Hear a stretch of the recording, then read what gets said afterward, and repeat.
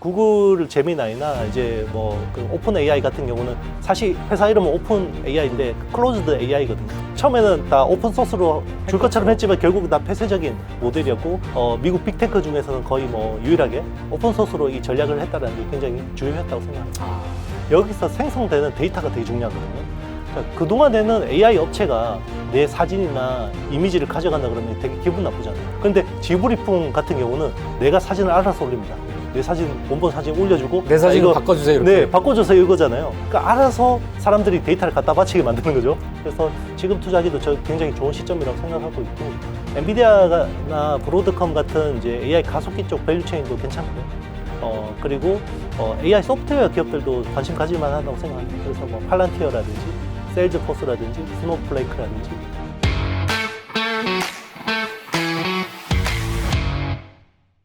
또 다른 기업 얘기를 좀 해볼까요? 사실은 이제 메타. 메타도 약간은 좀 여타 이제 리더십을 갖고 있었던 그 AI 기업들에 비해서는 뭔가 좀 소외된 느낌을 가졌던 것 같은데, 자, 메타가 올 이분 게 이제 메타 AI라는 동기맵 출시를 목표로 뭐 약간 비밀 프로젝트 느낌으로 뭔가를 진행하고 있는 것 같아요. 그래서 메타 AI는 이제 이용자 명령어를 기반으로 답변한 이른바 뭐 AI 챗봇이라고 볼 수가 있을 것 같은데, 오픈 AI의 챗GPT 모델이 전 세계를 이제 휩쓸면서 독립적인 메타 AI 앱 출시의 필요성을 좀 느낀 것 같습니다. 상대적으로 관련된 기업 중에서는 저평가란 평가를 많이 받았던 이 메타 플랫폼스, 이제 지난달에는 좀 주가가 좀 많이 이제 좀 반등하기도 했고, 투자자 사이에서도 어쨌든 이 기업은 좀 갖고 가야 된다, 놓칠 수 없는 기업이다, 뭐 이런 시선도 있는 것 같고요. 며칠 전에는 이제 AI 모델, 최신 AI 모델이죠, 라마 4를 공개하면서 딥시크의 본격적인 대항마로 또 회자가 되고 있는데, 이 시장의 평가라든가 여러 가지 뷰에 대해서는 어떻게 생각하시나요?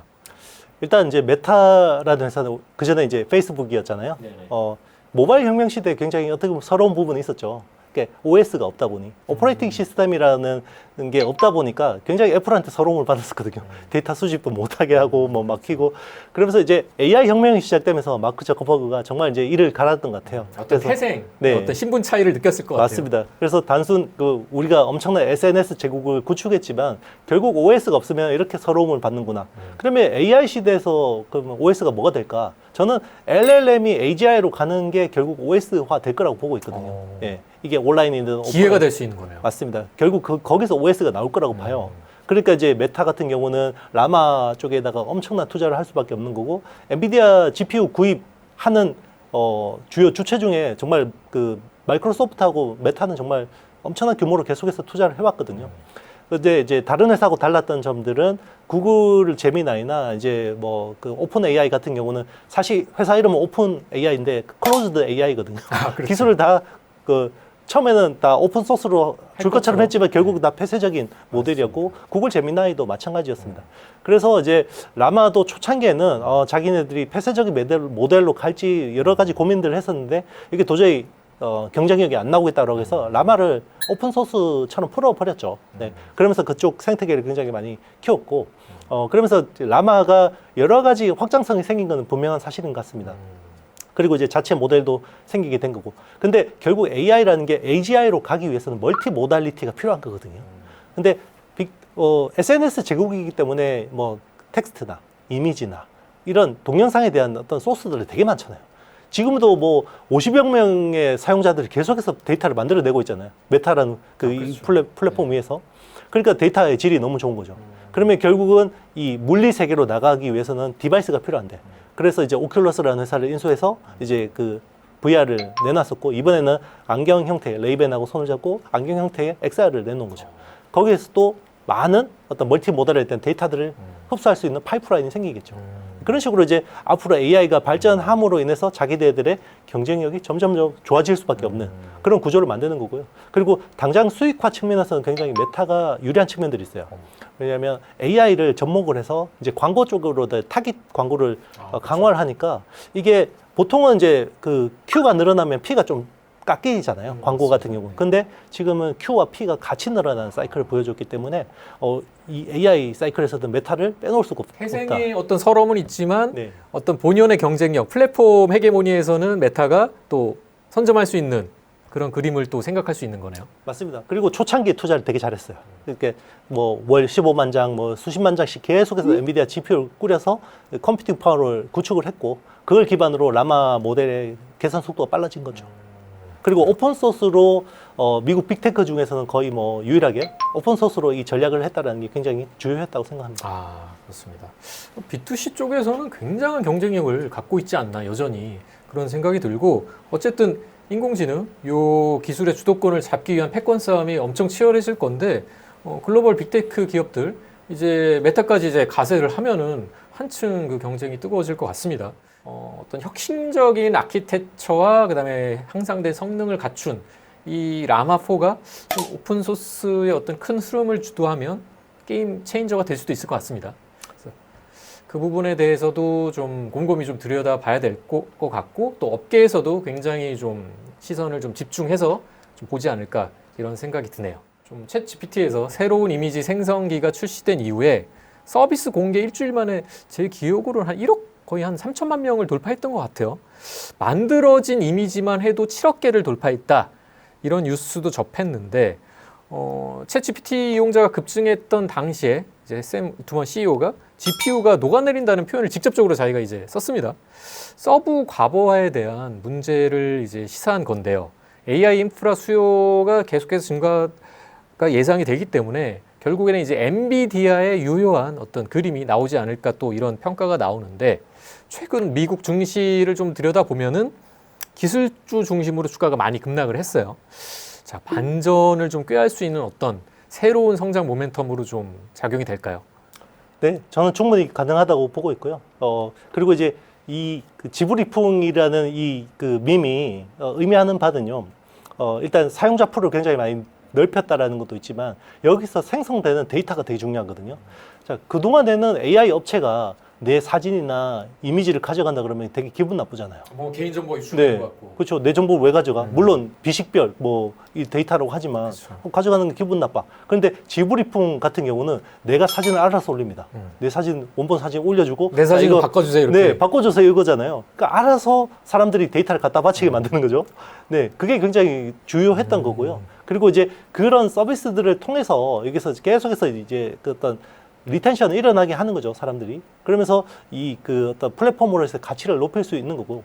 그러면 이제 이게 컴퓨팅 파워가 그동안에는 뭔가 버는 뭐 가시적인 게 없다 보니까 계속 투자를 해야 되냐 말아야 되냐 여기에 대해서 고민이 많았는데 이제 계속해서 투자를 밀고 갈 수 있는 그런 이제 어떤 나름의 추동이 생겼다고 볼 수 있는 거고요.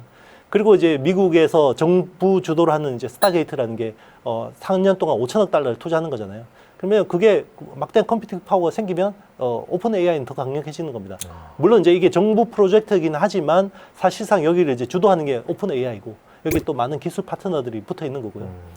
그러면 면에서는 이제 오픈 AI가 굉장히 어떤 좋은 호기를 맞았다고 볼 수 있겠습니다. 그리고 그동안에는 이제 그 스케일링 로우가 그러니까 규모를 키우면 이게 좋아지는 AI가 좋아지는 속도가 이제는 뭔가 이제 좀 느려진 것 같다. 그리고 뭐 어느 정도 상향 평준화됐다라고 이야기를 하지만 후발주자인 이제 그 XAI죠. 이제 일론 머스크의 네네. XAI가 그록이라는 모델을 내놨는데 기존의 그 AI 클러스터가 GPU 10만 장 가지고 만들었던 그록 2가 20만 장으로 늘린 그록 3로 만드니까 성능이 10배가 좋아졌어요.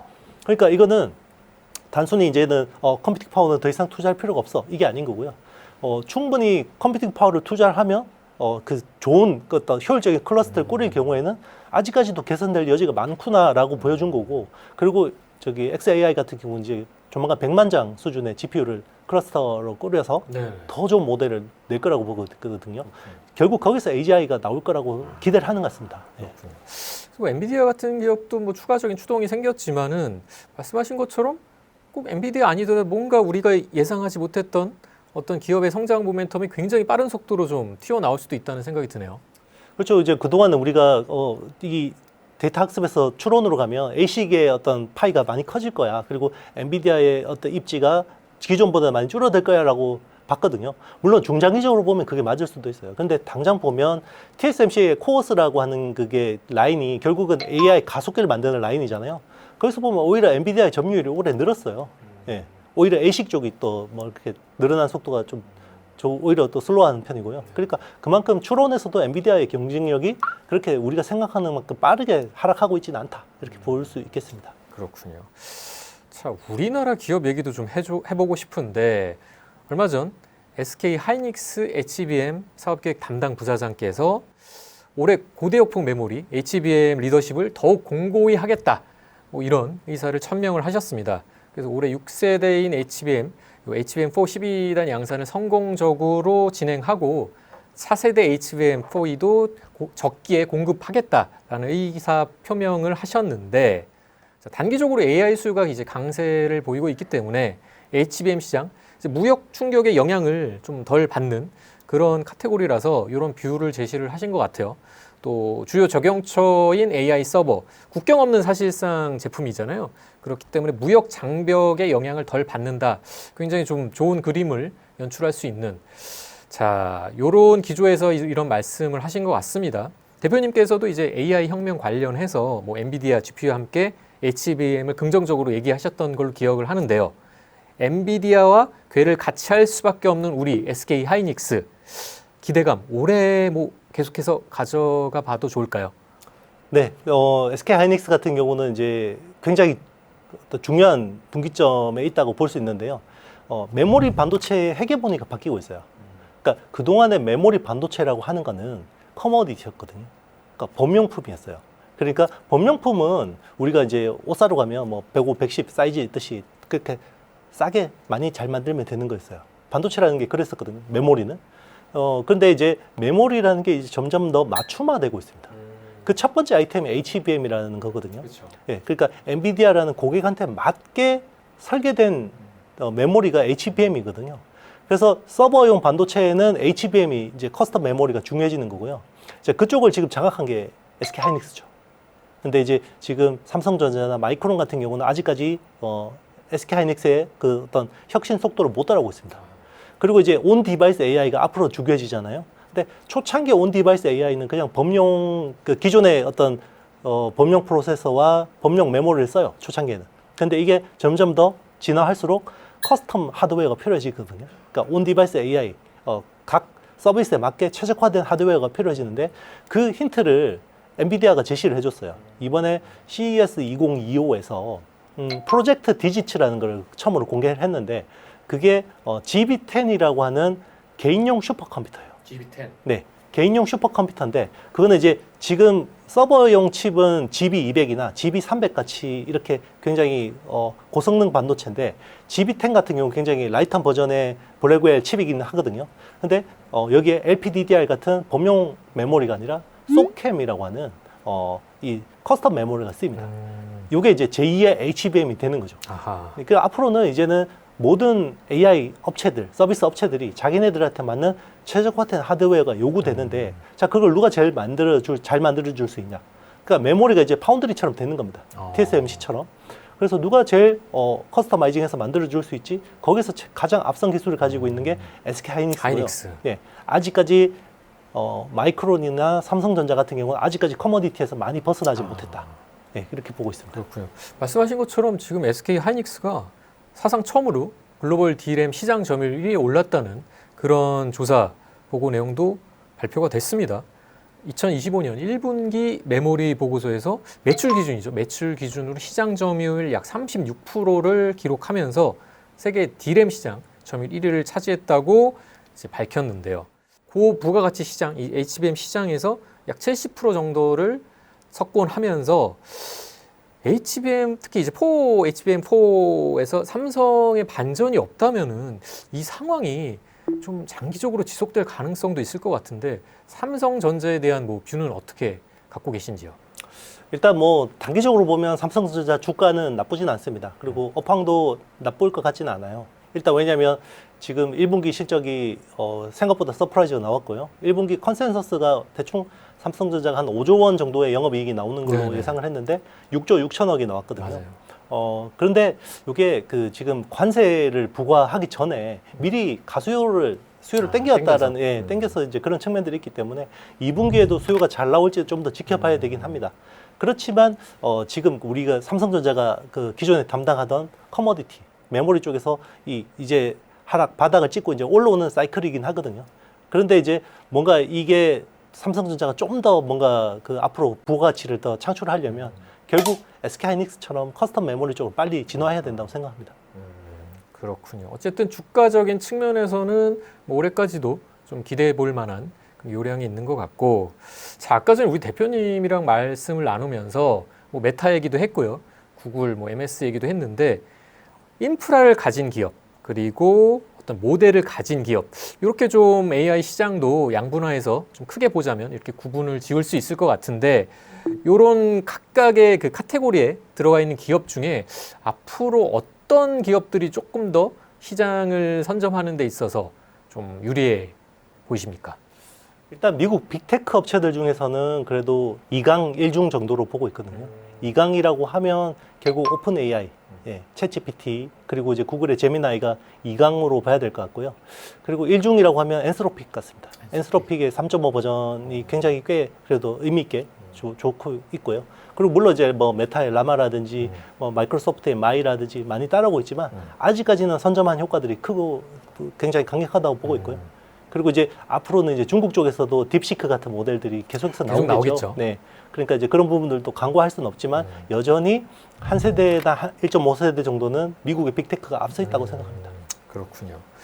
어쨌든 뭐 AI 시대 이미 주사위는 던져졌습니다. 던져졌고 패권 경쟁은 한층 더 격화될 걸로 예상이 됩니다.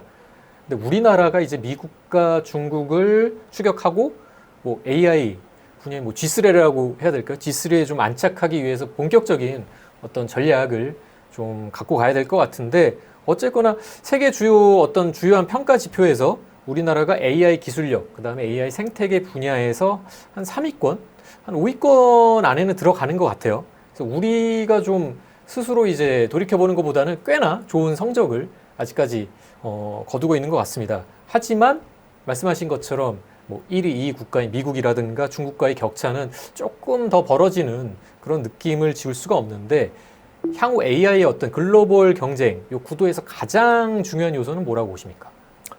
그러니까 뭐 모든 걸 잘하는 게 중요하긴 한데요. 일단 우리나라가 기술은 있습니다. 그러니까 사실 반도체를 설계하고 만들 수 있는 파운드리 기술도 가지고 있고요. 그리고 플랫폼도 사실 글로벌 빅테크, 미국 빅테크한테 종속되지 않는 아주 특이한 나라잖아요. 그렇죠. 보면 네카오라고 해서 네카쿠베라고 하죠.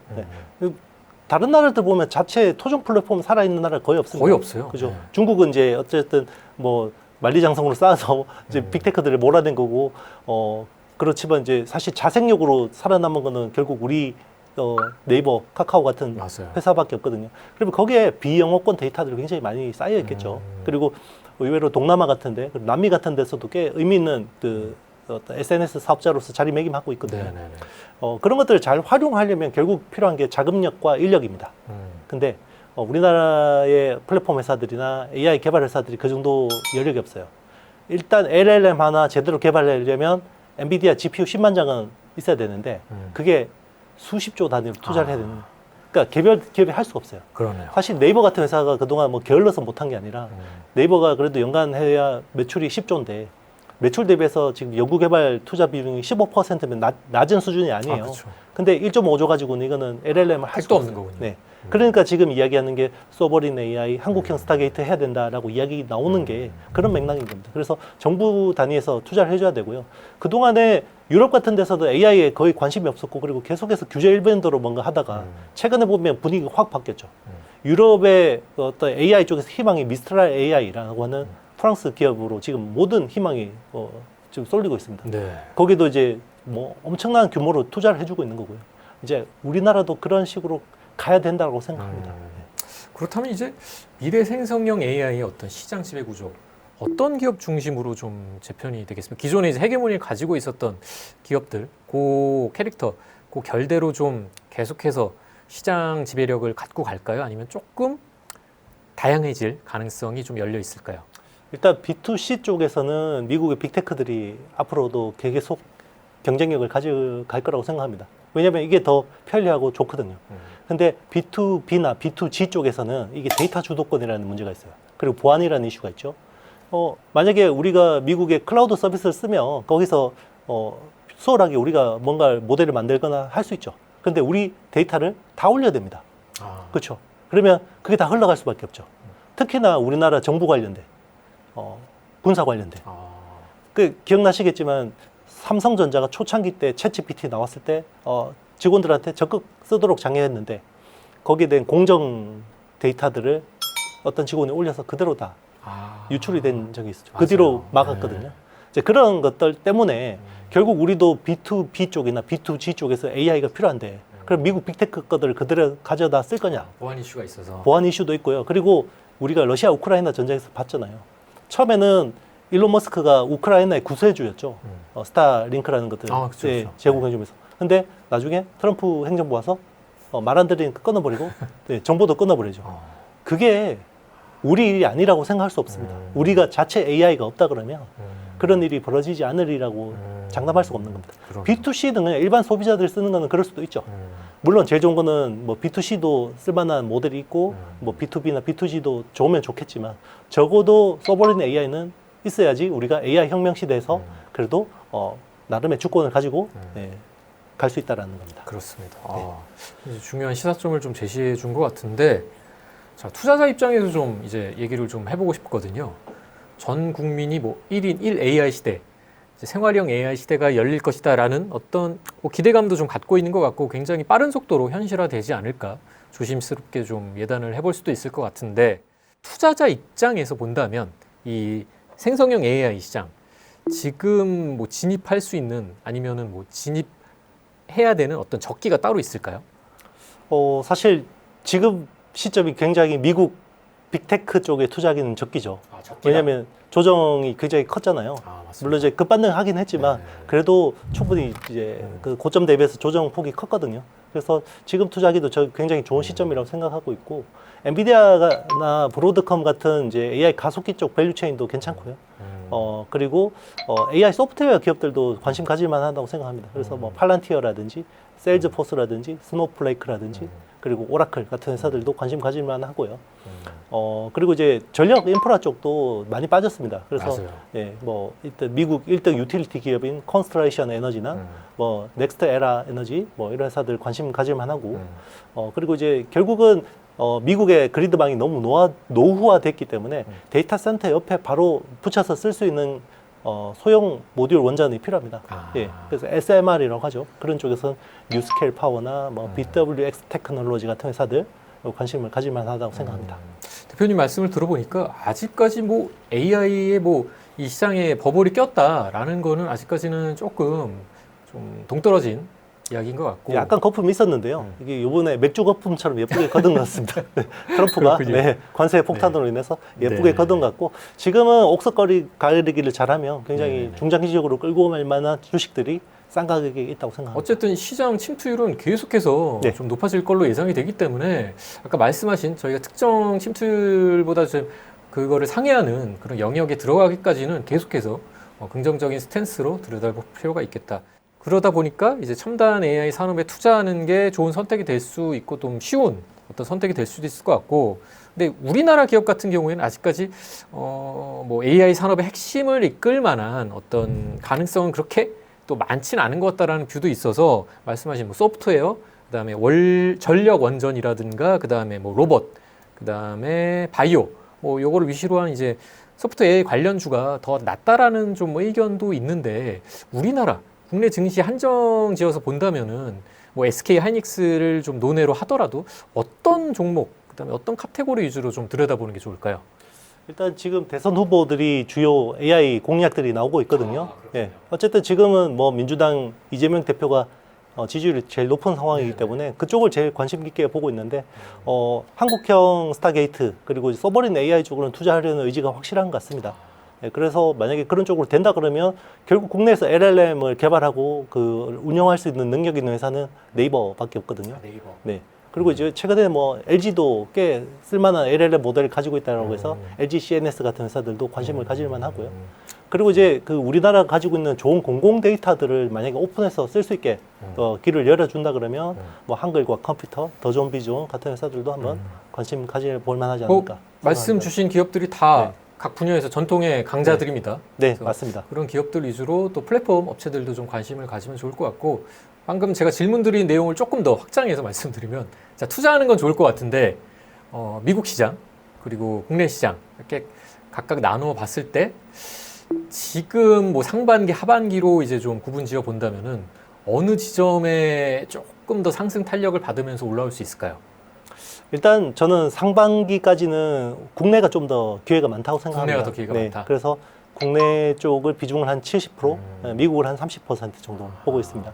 작년 하반기에는 제가 계속 이제 말씀드린 게 미국 70% 비중, 한국 30% 비중을 가져가자 이제 말씀드렸고, 지금은 이제 반대된 상황이고요. 하반기는 조금 더 보긴 해야 될 것 같습니다. 왜냐하면 이제 AI 그 빅테크들의 AI 캐펙스 컷이나 이런 부분들 좀 더 체크해봐야 되기 때문에 하반기는 아직까지 좀 뷰를 좀 아직까지 명확하게 정하지는 못했습니다. 그럼 아까 말씀하신 그 기조대로라면은 좀 많이 빠졌던 미국 증시에서 빅테크 기업들로 조금 포트폴리오를 좀 리밸런싱 하면서 상반기에는 좀 국내 주식들 위주로 좀 담아가는 전략, 뭐 그런 관점에서 좀 이해를 하면 될까요? 네, 특히나 이제 정책 모멘텀을 좀 주목해서 보시면 정책 모멘텀. 네, 뭐 대선 테마주를 하라는 게 아니라 진짜 이 대선 주자들의 정책에서 좀 수혜를 받을 수 있는 회사들 중심으로 좀 본다 그러면 특히나 AI 쪽에서 많은 기회가 될 것 같습니다. 네, 뭐 국내 시장에서는 아까 말씀하셨던 그 전통적인 어떤 강자들, 패권을 갖고 있는 기업들 위주로 조심스럽게 좀 포트폴리오를 좀 리밸런싱하는 전략을 추구하셔도 될 것 같습니다. 오늘 나오신 김에 뭐 국내 시장이라든가 뭐 미국 증시에서 앞으로 하반기에는 좀 이런 부분을 좀 주안을 두고 좀 들여다봤으면 좋겠다 하는 포인트가 있으면은 한 가지만 좀 말씀을 해주시죠. 일단 이제 국내 쪽은 아무래도 그 HBM 같이 시장도 급성장하면서 우리나라 기업들이 좀 주도적인 역할을 할 수 있는 아이템들을 많이 보고 있는데, 저는 그 중에 하나가 유리기판이라고 생각합니다. 그래서 유리기판은 앞으로 이제 AI 가속기에서 발열이라든지 아니면 실리콘 포토닉스 쪽에서도 중요한 역할을 하고, 그리고 이제 요소 기술 측면에서는 국내 디스플레이 업체들이 유리 가공 관련된 기술들이 되게 많거든요. 네, 그런 쪽을 좀 잘 보시면 시장이 어느 정도 이제 좀 안정화를 찾은 다음에는 좀 그런 모멘텀들을 다시 보지 않을까 생각해 봅니다. 말씀하신 그 카테고리 관련된 기업들은 사실 저희가 좀 AI 생각했을 때 조금 도외시했던 그런 영역에 속하는 업체들일 텐데, 오늘 이제 이영수 대표님 말씀을 듣고 관련된 어떤 산업의 성장 모멘텀을 한번 재점검해 보시는 것도 좋을 것 같습니다. 자, 오늘 이영수 HSL 파트너스 대표와 함께 지브리 열풍을 탄 생성형 AI 주도권 승자가 과연 누가 될 것인지에 대해서 탈탈 털어봤습니다. 자, 즐거운 투자의 마실을 나오고 싶으실 때 저희 미장원과 함께 해주시기 바랍니다. 다음 시간에도 저희 미장원에서 투자의 주변머리를 말끔히 정리해 드리도록 하겠습니다. 감사합니다.